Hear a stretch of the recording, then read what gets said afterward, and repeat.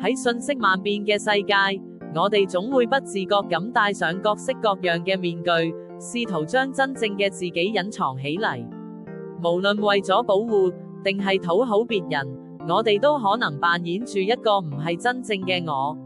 但係有啲嘢，無論點樣偽裝都瞞唔過。聖經列王紀上14章6節，先知亞希雅對喬裝嘅耶羅波安妻子說：我為何這樣裝作別的婦人呢？呢句話提醒我哋，神能看透所有偽裝，他監察人心，無所不知。我哋所有嘅心思同動機，喺他面前都係赤露敞開，無從隱藏。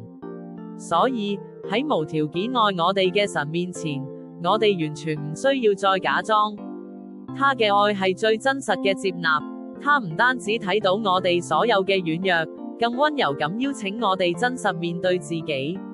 當我哋交出真心，就會喺他無邊無際嘅愛中，揾到真正嘅自由同平安，生命得以成長。